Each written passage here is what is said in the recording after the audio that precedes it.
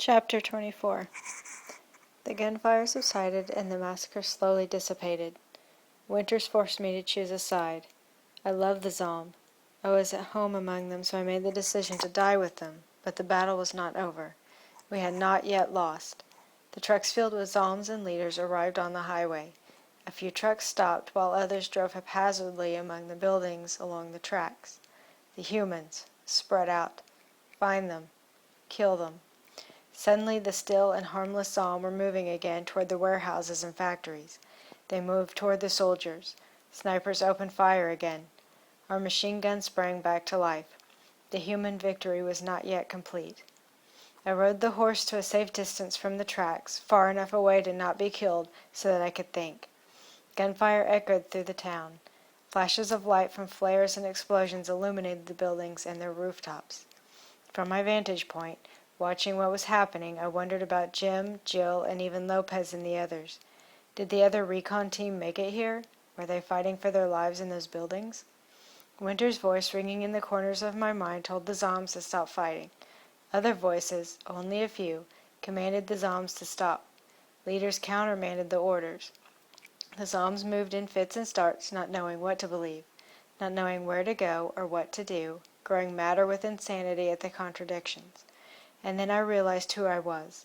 I remembered my family, my friends from Fort Tulsa, and I recalled all the adventures and work and fun I had shared with them, all the memories we built, all the love we'd embraced, all the fights and arguments and laughs, even in times of misery. I remembered overwhelming sadness and limitless joy. It came back to me who I was and why I was there and what I had to do. I slung the shotgun from my shoulder and held it pointed to the sky as I bumped red forward once more.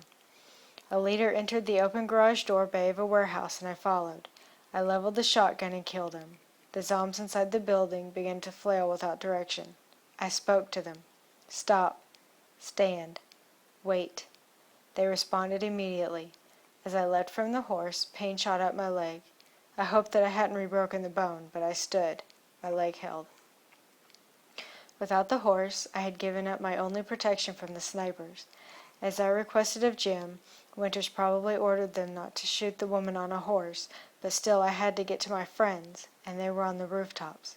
I had to stop the attack on the Zomb. I had to make them realize that we were there to kill leaders and save the zombies, and we could protect the zombies if we wrestled control from the leaders. The inside of the building was nearly pitch black. My eyes had trouble adjusting to the darkness with all the flashes of gunfire and explosions outside.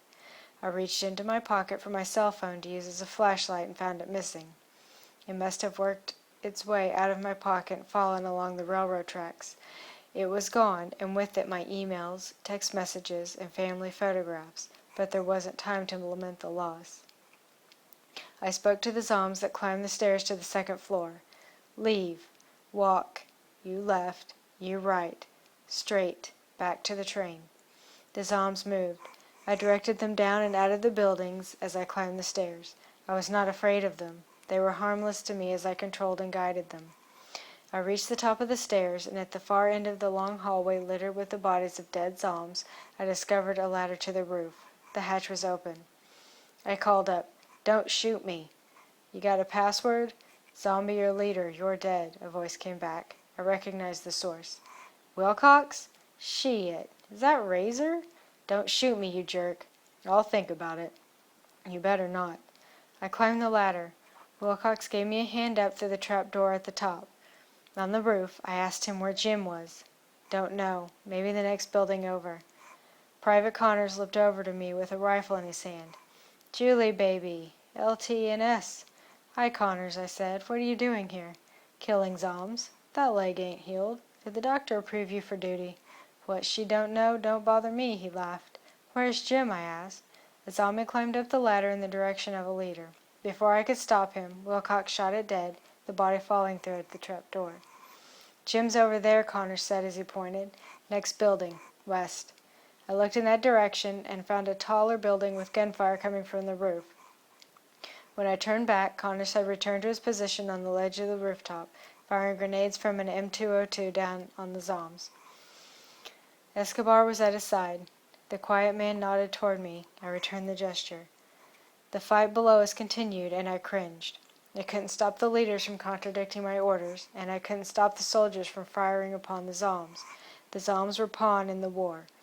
I knew then that Winter's plan and our ability to disrupt the control of the leaders over the Zom would be the first of a new kind of battle, a change in warfare for the whole world, winner take all.